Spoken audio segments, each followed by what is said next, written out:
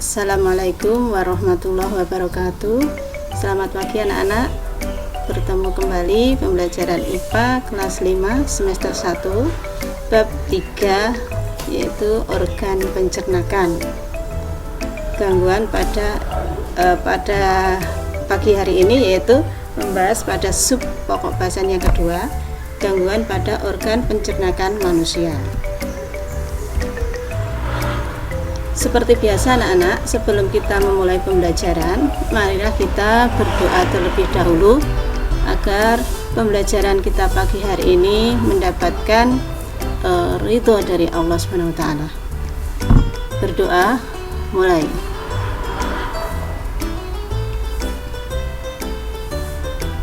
Selesai. Alhamdulillah, mudah-mudahan pembelajaran pagi hari ini lancar dan kalian semua mendapatkan ilmu yang bermanfaat. Amin. Anak-anak, minggu kemarin kita sudah mempelajari tentang organ pencernaan manusia, yaitu kerongkongan, lambung, dan usus halus. Sudah Busun terangkan semuanya. Pada minggu pagi hari ini kita akan lanjutkan pada pembahasan subpokok bahasan yang kedua, yaitu gangguan pada organ pencernaan manusia. Organ-organ pencernaan manusia kita itu bisa saja mendapatkan gangguan, ya Dek ya. Sehingga apa saja gangguan yang mengganggu pencernaan kita? Yang pertama yaitu sakit MAH. Nah, sakit MAH itu adalah meningkatnya asam lambung. Di lambung kita itu ada asam klorida, gitu. Nah, itu kalau porsinya berlebihan, maka itu akan mengakibatkan sakit MAH, yaitu pada lambung kita. Jadi lambung kita akan terasa perih dan mual, rasanya seperti itu, gitu ya. Nah, disebabkan oleh apa?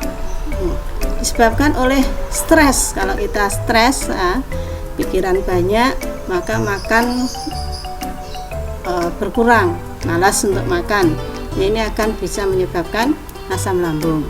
Nah, pola makan yang tidak teratur, pola makannya tidak teratur, sehari-harinya makan itu tidak teratur, maka bisa mengakibatkan sakit MAH.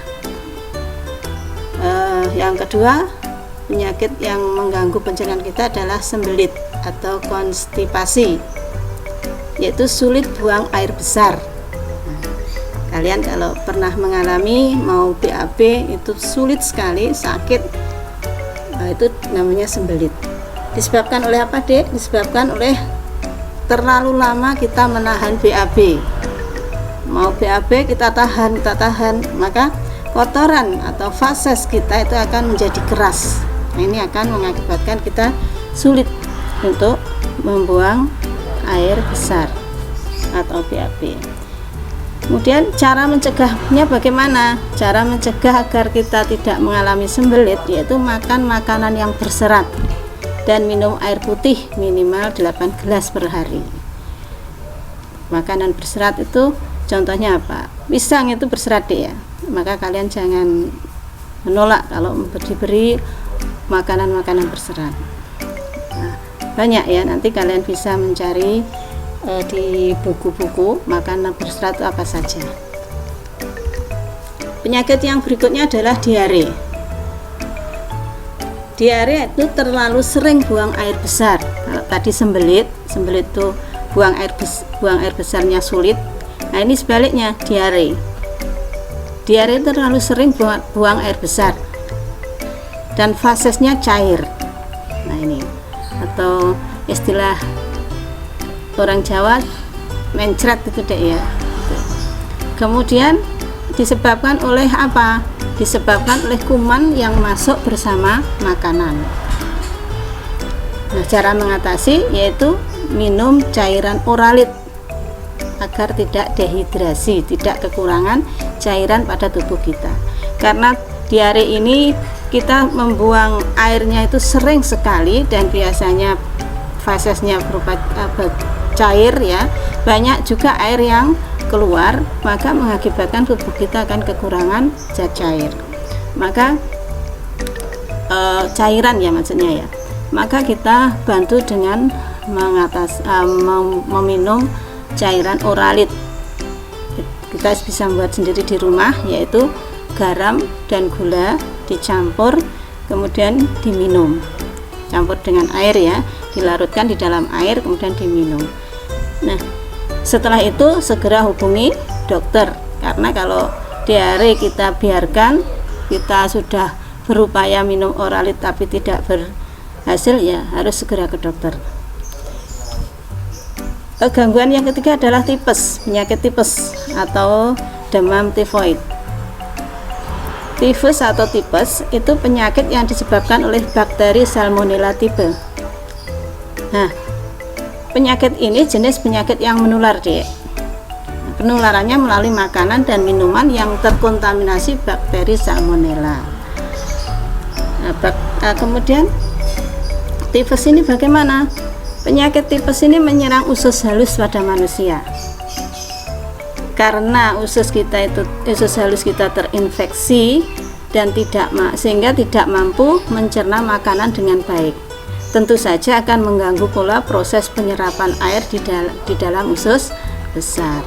Jadi gangguannya pada usus kita akan luka-luka terinfeksi karena kena bakteri tadi.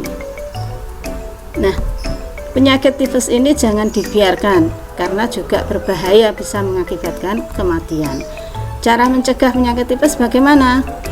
Hindarkan makanan dari lalat, kecoak, dan tikus. Karena serangga ini, lalat, kecoak, tikus ini senangnya di tempat-tempat kotor ya. Nah, kalau dia hinggap di makanan kita itu berbahaya sekali. Dari kaki lalat, kecoak dan sebagainya itu kalau menghinggap di tempat kotor, tempat sampah, tempat-tempat pembuangan air besar, itu kalau hinggap di makanan kita, maka kotoran yang ada di kaki-kaki mereka itu akan pindah di makanan. Nah, kalau makanan itu kita makan dan kebetulan itu terkontaminasi dengan bakteri Salmonella, maka tipes bakteri tersebut akan berkembang biak di dalam usus kita dan akan menyerang usus kita. Nah, ini yang sangat berbahaya. Nah, cara yang kedua yaitu cuci tangan dengan sabun setelah buang air. Nah, setelah BAB kalian jangan sembarangan aja. Harus kalian cuci tangan kalian dengan sabun sampai bersih ya. Kemudian segera hubungi dokter. Nah, biar tahu bagaimana cara-cara mengatasi apabila kita terkena penyakit tipes. Jangan disepelekan, Dek ya. Kemudian beberapa penyakit yang mengganggu pencernaan sudah Busun terangkan. Mudah-mudahan kalian paham, mengerti. Kalau kalian kurang paham, bisa kalian lihat buku kalian. Kemudian cara melihara organ pencernaan. Yang berikutnya, yang ketiga, cara memelihara organ pencernaan kita bagaimana? Yang pertama, makan teratur, minum air minimal 8 gelas sehari ya. Kemudian yang kedua, makan makanan yang bergizi seimbang. Ini nanti akan saya jelaskan di berikutnya. Makan makanan bergizi seimbang. Yang ketiga, menjaga kebersihan tubuh dan lingkungan sekitar. Yang keempat, mencuci tangan dengan sabun sebelum dan sesudah makan. Yang kelima, hindari jajan sembarangan ya, makan makanan yang bersih. Jadi kalian kalau beli jajan di luaran, hati-hati, dilihat dulu tempatnya bersih apa enggak, makanannya tertutup apa enggak. Jangan sembarangan aja beli jajan. Oke. Nah, makanan bergizi seimbang. Makanan bergizi kita bahas di sini ya. Makanan bergizi itu makanan yang bagaimana, Dek? Makanan bergizi adalah makanan yang mengandung zat-zat yang dibutuhkan oleh tubuh, yaitu zat tenaga, zat pembangun, zat pengatur, dan lemak. Zat tenaga sehingga kita bisa berlari, bisa berpikir, bisa melakukan aktivitas pekerjaan. Itu karena tubuh kita memiliki tenaga. Nah, Nah, zat tenaga itu sumbernya di mana? Nah, sumbernya di karbohidrat, lemak, dan protein. Kemudian zat pembangun. Zat pembangun itu apa maksudnya? Yaitu membangun tubuh kita, yaitu zat yang berfungsi membangun sel-sel pada tubuh kita. Nah, adanya di mana? Sumbernya di protein yang kita makan. Kemudian zat pengatur. Zat pengatur itu sumbernya di mana? Di vitamin, mineral, dan air. Nanti akan Dusun terangkan satu persatu. Dan lemak. Lemak ini adalah sumber cadangan energi dan pelarut vitamin A, D, E, dan K atau ADEK ya, serta melindungi organ tubuh. Nah, coba makanan bergizi seimbang, zat tenaga, zat pembangun, zat pengatur ini akan Dusun terangkan satu persatu. Zat tenaga sekarang, karbohidrat, lemak, dan protein. Jadi makanan yang mengandung karbohidrat, mengandung lemak, dan mengandung protein ini adalah sumber tenaga. Berupa zat tenaga atau karbohidrat, lemak, protein itu berupa zat tepung atau amilum. Berada di mana? Di beras. Nah, makanan pokok kita adalah beras, nasi ya. Ada juga di gandum, nah, umbi-umbian, kemudian pasta dan roti. Ini sebagai sumber makanan yang mengandung zat tepung. Zat tenaga itu ada dua, zat tepung dan zat gula atau glukosa, amilum dan glukosa. Jadi zat tepungnya bersumber di beras, gandum, umbi, roti ya. Kemudian untuk zat gulanya itu makanan yang rasanya manis, itu mengandung glukosa. Nah, ini sumber makanan yang mengandung zat tenaga. Bisa dipahami ya. Jadi makanan pokok kita gandum. Kalau kalian sudah makan nasi, itu berarti memenuhi karbohidrat kita. Di dalam nasi ada karbohidrat, ada lemak, dan ada juga zat tepungnya ini ya. Kemudian yang kedua, zat pembangun atau protein. Zat pembangun ini maksudnya adalah membangun sel-sel tubuh pada manusia. Nah, kalau kita malam pertumbuhan ya, itu karena sel-sel tubuh kita bertambah. Nah, kalau kita sakit, maka sel-sel tubuh kita akan berguguran ya, akan berkurang. Nah, ketika kita sakit, maka kita harus mengkonsumsi makanan yang banyak mengandung protein, sehingga sel-sel tubuh yang berguguran tadi, yang rusak tadi akan dibangun kembali, akan ditutup kembali dengan sel yang baru. Nah, protein itu ada dua, Dek. Protein yang berasal hewani dan protein nabati. Apa maksudnya?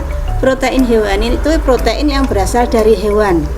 Contohnya daging, ikan, telur, susu, dan keju. Ini protein hewani, yaitu protein yang berasal dari hewan. Nah, protein nabati itu protein yang berasal dari tumbuhan. Contohnya sayur-sayuran, buah, dan biji-bijian. Itu mengandung protein nabati. Itu ya, Dek ya. Jadi zat pembangun itu dibutuhkan oleh tubuh karena kita itu membutuhkan pertumbuhan. Nah, tubuh kita membangun sel-sel tubuh kita. Nah, sel-sel ini akan bisa dibangun kalau proteinnya terpenuhi. Nah, protein itu bisa berasal dari hewan, juga bisa berasal dari tumbuhan. Bisa dipahami, Dik ya? Oke, kita lanjutkan. Nah, yang ketiga, zat pengatur yang dibutuhkan oleh tubuh kita. Setelah dibangun, kemudian perlu pengaturan juga ya. Zat pengatur ini bisa vitamin, mineral, dan air. Sumbernya di situ ya. Vitamin itu ada vitamin A, B, C, D, E, dan K. Nah, bisa kalian lihat tabelnya di buku paket kalian halaman 40. Nah, itu Vitamin A itu untuk apa, B apa, C apa, D untuk apa, vitamin E dan vitamin K untuk apa, itu sudah jelas di situ. Bisa kalian pelajari fungsinya ya. Vitamin A untuk menjaga kesehatan kulit, mata, dan pertumbuhan. Kemudian sumbernya di mana? Di wortel, keju, hati sapi ya, tomat, dan sayuran. Kemudian kalau kita kekurangan vitamin A, apa akibatnya? Akibatnya ya ini, rabun pada mata kita, rabun dekat, rabun jauh ya, min plus itu ya dek ya. Kemudian rabun senja, tidak bisa melihat benda pada senja hari. Kemudian kulit terasa kasar dan bersisik. Nah, kalau kulit kalian di pasar bersisik, maka kekurangan vitamin A. Daya tahan tubuh menurun, berbahaya dek ya. Tuh. Untuk vitamin B, C, D tugas kalian untuk mempelajari sendiri. Oke. Kemudian kita lanjutkan ke mineral. Mineral itu zat yang dibutuhkan tubuh, hanya sedikit tapi sangat diperlukan. Contohnya kalsium dan fosfor, itu untuk pembentukan tulang dan gigi kalian ya.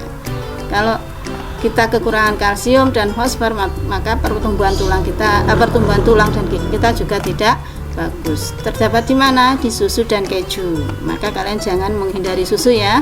Kalau dikasih susu sama ibu, dibikinkan susu, nah disuruh makan keju ya makan aja ya. Itu karena baik untuk pertumbuhan tulang dan gigi kalian.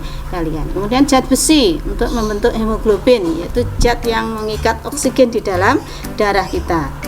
Kekurangan hemoglobin, tubuh kita akan terasa lemas ya. Kemudian yodium berperan dalam pertumbuhan tubuh. Kekurangan yodium bisa terkena penyakit gondok dan pertumbuhan kita kerdil. Nah ini, maka mineral ini sedikit dibutuhkan dalam tubuh tapi sangat penting. Oke, kita lanjutkan sekarang air. Air berfungsi sebagai pelarut zat makanan, menjaga suhu tubuh dan melancarkan pencernaan. Nah, dianjurkan sehari minum air 2-2,5 liter, setara dengan 8-10 gelas air. Itu ya. Jadi diatur minum airnya itu dari bangun pagi sampai mau tidur lagi, itu kira-kira 8-10 gelas itu minimal, bisa lebih. Kemudian karena setiap hari kita kehilangan cairan melalui pernapasan, urin, dan fases ketika kita BAB, maka kita membutuhkan air sebanyak itu. Kekurangan air berakibat menurunnya konsentrasi. Nah, kalian belajarnya itu males, ngantuk ya, itu karena kekurangan air juga. Kulit kering dan kusam, dan infeksi kandung kemih, serta gangguan fungsi ginjal. Nah ini sangat berbahaya sekali dek ya, ternyata kekurangan air itu, maka harus diperhatikan. Nah, kita lanjutkan. Oh, sudah selesai dek ya pembelajaran kita pagi hari ini tentang makanan seimbang, bergizi seimbang, dan gangguan pada organ pencernaan kita sudah selesai. Kalian bisa membaca-baca lagi di halaman 38, 39, 40 sampai 41. Kalian pelajari lagi, dan tugas kalian sekarang adalah mempelajari pedoman gizi seimbang halaman 42. Nah, kalian baca-baca sendiri itu halaman 42, kemudian selesaikan kuisnya yang di bawahnya. Oke, paham dek tugas kalian? Terima kasih. Wassalamualaikum warahmatullahi wabarakatuh.